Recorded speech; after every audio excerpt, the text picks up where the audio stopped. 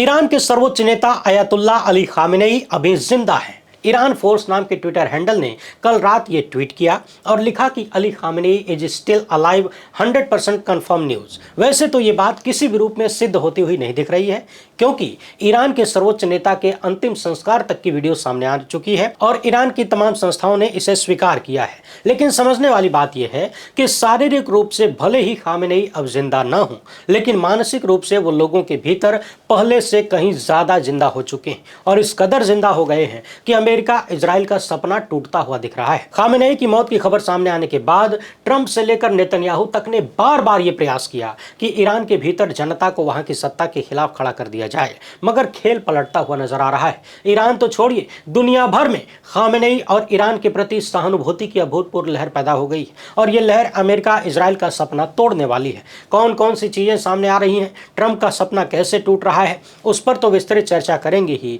बात भारत के प्रधानमंत्री की भी करेंगे, क्योंकि अब तो लोग यहां तक चर्चा करने लगे हैं कि अभी 4 दिन पहले हुजूर जब इजराइल गए थे तो इजराइल ने इन्हें कथित रूप से वही करने के लिए बुलाया था जो इजराइल हमेशा करता आया है और ऐसी नस दबाई है कि विश्वगुरु की जबान पर अलीगढ़ वाला ताला लग गया है। हम देखेंगे कि कैसे भारत के लिए जिस ईरान ने इस्लामिक देशों को भी छोड़ दिया, आज कुछ लोग कथित रूप से फाइलों के डर से उस ईरान को छोड़ चुके हैं या छोड़ते हुए दिख रहे हैं। हाल फिलहाल में इस युद्ध में कौन सी बड़ी घटनाएं हुई हैं, उस पर भी चर्चा करेंगे। नेतन्याहू के बेहद करीबी रिश्तेदारों को मार देने का दावा भी सामने आया है और हिजबुल्लाह भी एक्टिव हो चुका है। इन सभी मामलों पर एकदम तगड़ी वाली चर्चा करेंगे, मगर उससे पहले आप सभी से एक छोटी सी अपील है। पहली बार है तो चैनल को सब्सक्राइब करके घंटी बजा दीजिए टान से। हर एक वीडियो को लाइक और शेयर करना आपकी जिम्मेदारी है। इसके अलावा आप जानते हैं कि हम किसी धन्ना सेठ या राजनीतिक दल के दम पर चलते नहीं, तभी आपकी बात हो पाती है। हमारा काम पसंद आता हो तो इस QR कोड या फिर मोबाइल नंबर का प्रयोग करते हुए जो भी हो सके आर्थिक सहयोग भेजने का प्रयास जरूर करें। बहुत बहुत धन्यवाद। सबसे पहले बात करते हैं ईरान के सर्वोच्च नेता जिंदा कैसे हैं और कैसे मौत के बाद वो और ज्यादा जिंदा हो गए हैं,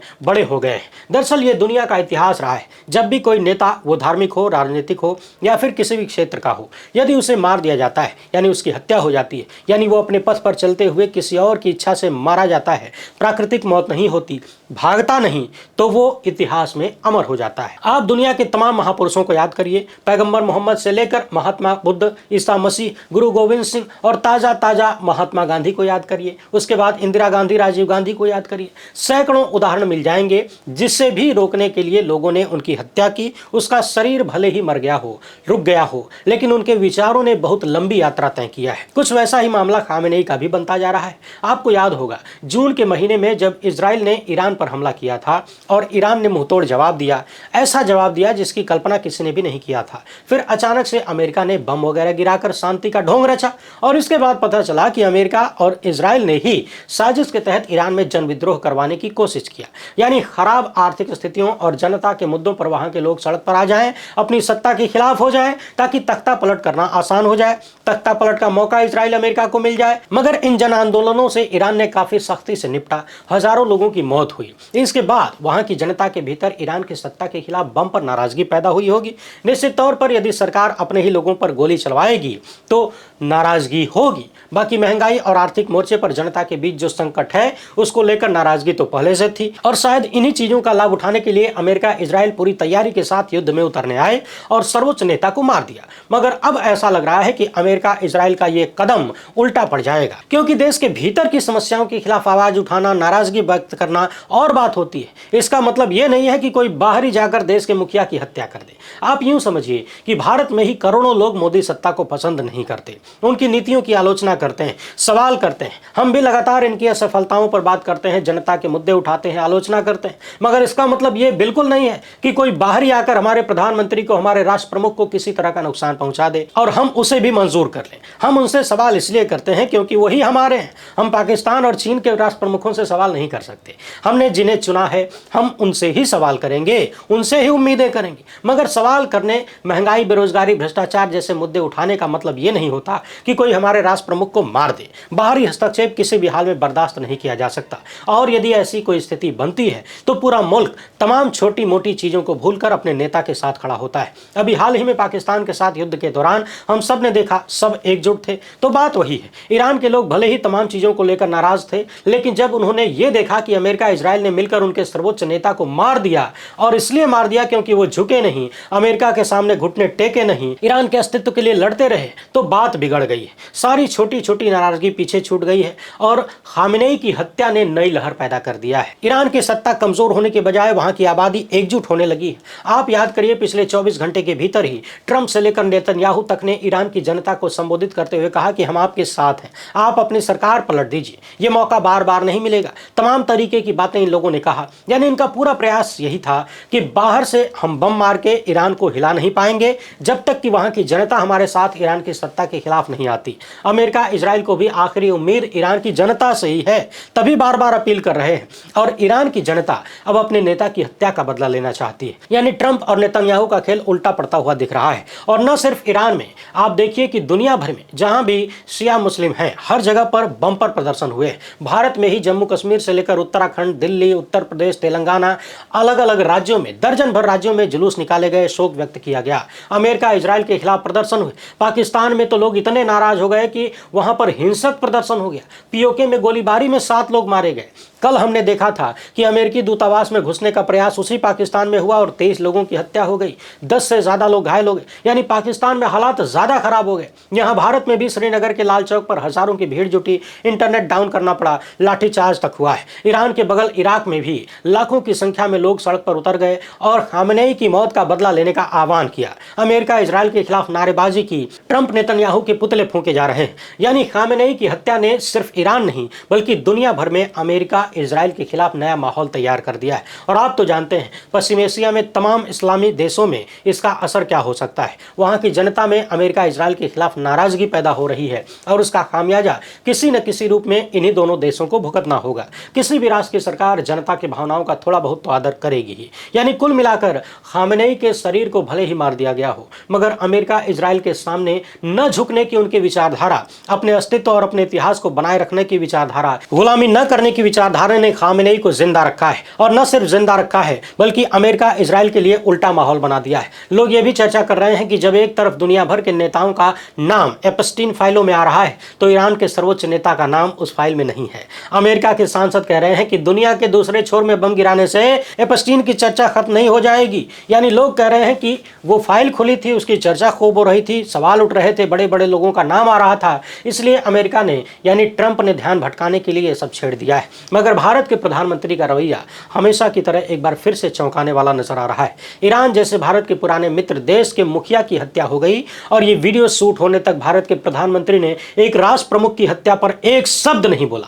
हुजूर यहाँ वहां जाकर चुनावी रैलियां कर रहे हैं, तमाम तरीके के बेमतलब ट्वीट भी कर रहे हैं, मगर ईरान के मामले में और इतनी बड़ी हत्या के मामले में विश्वगुरु की जबान अब तक नहीं खुली है। सोचिए, एक प्रधानमंत्री के रूप में नहीं तो कम से कम एक व्यक्ति के रूप में ही इतनी बड़ी हत्या और हमले पर शोक व्यक्त कर देते, निंदा कर लेते। आप हुजूर का ट्विटर हैंडल ढूंढ मारिए, कुछ भी नहीं मिलेगा। न तो भारत के प्रधानमंत्री न ही विदेश मंत्री ने एक शब्द बोला।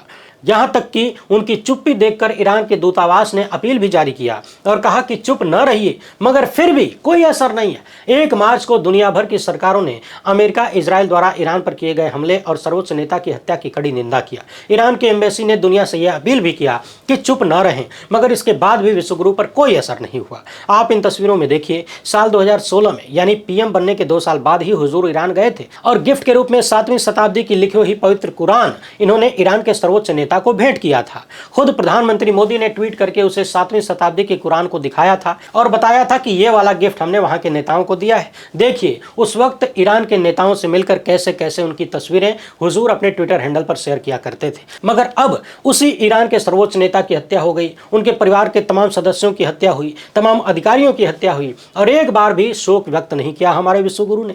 आखिर ये कैसा डर है, किस बात का डर है? क्या एक देश के रूप में, दुनिया के सबसे बड़े लोकतंत्र के रूप में हम इतने कमजोर हैं कि अमेरिका और इजराइल के दबाव में अपने इतने पुराने मित्र देश ईरान के साथ ऐसी स्थिति में भी शोक संवेदना व्यक्त करने में डर लग रहा है? जून महीने में भी हमने एक पुरानी घटना याद दिलाया था, एक बार फिर से याद दिलाते हैं। साल 1994 में जब देश में पीवी नरसिम्हा राव प्रधानमंत्री थे, विदेश मंत्री थे दिनेश सिंह, पाकिस्तान तमाम इस्लामी देशों के संगठन में एक प्रस्ताव लाने का प्रयास कर रहा था। वो चाहता था कि तमाम इस्लामिक देश पाकिस्तान का समर्थन करें कश्मीर के मुद्दे पर। अगर ये प्रस्ताव पास हो जाता तो मामला यूएन में जाता, यानी भारत की जबरदस्त छीछालेदर होती, किरकिरी होती। लेकिन मसला यह है कि इस्लामी देशों में जब तक कोई प्रस्ताव सर्वसम्मति से पास नहीं होता तब तक बात नहीं बनती। एक ने भी विरोध कर दिया तो काम खत्म। उसी दौर में भारत को उम्मीद सिर्फ ईरान से नजर आई। उस वक्त भारत के विदेश मंत्री बहुत बीमार थे, एम्स में इलाज चल रहा था और उन्हें दुनिया से छुप छुपाकर चुपचाप ईरान जाना पड़ा और अस्पताल में अपने बेड पर किसी और को सुलाना पड़ा, यानी छुपाना था कि किसी को पता न चले कि पाकिस्तान के प्रस्ताव को रोकने के लिए भारत क्या कर रहा है, और यदि ईरान भी न माना तो एक और बेइज्जती न हो जाए। व्हील चेयर पर जब भारत के विदेश मंत्री ईरान पहुंचे तो ईरान के नेता हैरान रह गए। उन्होंने पूछा कि ऐसी क्या मजबूरी थी, कौन सा संकट आ गया था कि आप इस हाल में आए हैं।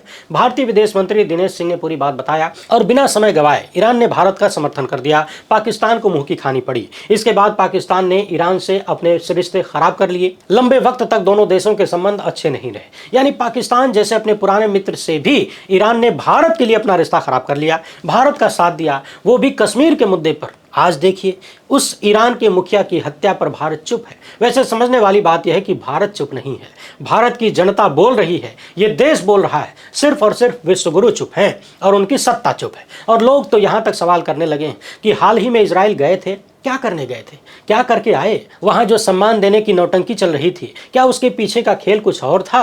क्या किसी तरह की ब्लैकमेलिंग या हड़काने वाली चीज हुई है? आखिर करने क्या गए थे और उस वक्त क्यों बुलाया गया जब युद्ध शुरू होने वाला था? क्या इसलिए बुलाया गया कि हम ये सब करने जा रहे हैं भारत, देख लीजिए, आपको चुप रहना है, एकदम जबान नहीं खुलनी चाहिए? क्या ऐसा कुछ चल रहा था? क्या भारत की व्यवस्था इतनी कमजोर है? इस हिसाब से तो एपस्टीन फाइल में जो खुला था कि अमेरिकी प्रेसिडेंट को खुश करने के लिए इजराइल में जाकर नाचे गाए, ये सारी चीजें आप मिलाकर देखेंगे तो बड़ी गंभीर हो जाती हैं। भारत के प्रधानमंत्री ने ट्वीट करके बताया कि यूएई के प्रेसिडेंट से बात की और भी उन तमाम देशों से संपर्क किया, नेतन्याहू से भी बात कर लिया, यानी जिसने ईरान पर हमला किया है और जिन देशों पर ईरान ने अमेरिकी बेस पर हमला किया है या फिर जो अमेरिका का साथ दे रहे हैं किसी भी रूप में, यानी हुजूर तमाम देशों से बात कर ले रहे हैं ईरान को छोड़कर। और ईरान से बात करना तो छोड़िए, इतनी बड़ी घटना पर एक ट्वीट तक नहीं किया। सवाल है कि एक संप्रभु राष्ट्र के रूप में क्या हम इतने कमजोर हो गए? क्या हम किसी और के इशारे पर चल रहे हैं? पूरी दुनिया भारत को एक नैतिक नेतृत्व के रूप में देखा करती थी।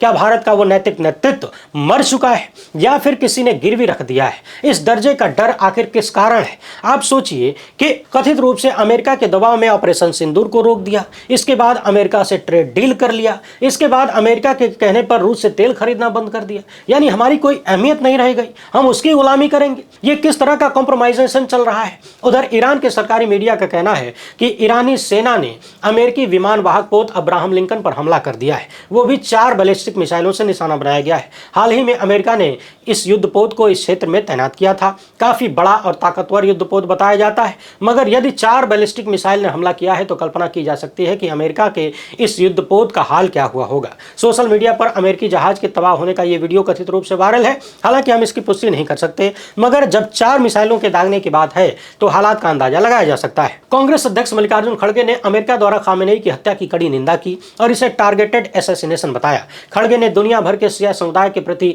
संवेदना व्यक्त की और भारतीय संविधान के अनुच्छेद 51 को याद दिलाया, जो शांतिपूर्ण समाधान और अंतर्राष्ट्रीय कानून के सम्मान की बात करता है। यूएन चार्टर को भी याद दिलाया। तो कुल मिलाकर भारत की प्रमुख विपक्षी पार्टी के अध्यक्ष खामेनेई की हत्या पर दुख जता रहे हैं, उस घटना की कड़ी निंदा कर रहे हैं, लेकिन सरकार खामोश है, प्रधानमंत्री खामोश हैं। उधर बड़े संघर्ष की आशंका के चलते यूरोपीय देशों ने भी जोर देते हुए कहा है कि वो ईरान पर हुए हमलों में शामिल नहीं है। इस बीच एक बड़ा मामला यह भी सामने आ रहा है कि ईरान के प्रॉक्सी हिजबुल्लाह ने भी मोर्चा खोल दिया है, यानी इस जंग में इजराइल के खिलाफ हिजबुल्लाह भी शामिल हो चुका है। चर्चा यह है कि ईरान के आसपास तमाम देशों में ईरान ने जो अपने प्रॉक्सी तैयार किए थे, यदि वो सब एक्टिव हो गए और अपनी अपनी जगह पर बेलगाम होकर युद्ध शुरू कर दिया तो फिर पश्चिमी एशिया में कितना लंबा संघर्ष चलेगा और कितनी जाने जाएंगी। ईरान लगातार आसपास के अमेरिकी बेसों पर हमला कर रहा है, जहां पर अमेरिका ने अपना अड्डा बना रखा है। उन सब पर ईरान कहर बनकर टूट रहा है और कई देश लपेटे में आ रहे हैं। उधर इराक में खामेनेई की मौत के बाद लाखों की संख्या में लोग यूनाइटेड स्टेट्स की एम्बेसी के घेरने पहुंच गए। तो कुल मिलाकर समझने वाली बात यह है कि क्या ओवर कॉन्फिडेंस में अमेरिका इजराइल ने गलती कर दी और अब पलड़ा किधर जाएगा कुछ कहा नहीं जा सकता। कई सारे वीडियोस ऐसे आ रहे हैं जब एक तरफ बमबारी हो रही है, दूसरी तरफ ईरान के लोग जीत के नारे लगा रहे हैं, अल्लाह अकबर बोल रहे हैं, और सवाल हो रहा है कि ऐसे देश को और ऐसे देश की जनता को अमेरिका इजराइल कैसे हरा पाएंगे। वैसे आप दर्शक इन मामलों पर क्या सोचते हैं, अपनी राय कमेंट बॉक्स में जरूर लिखिएगा। पहली बार है तो चैनल को सब्सक्राइब कर लीजिए। हमसे जुड़ने के लिए बहुत बहुत धन्यवाद। जय हिंद।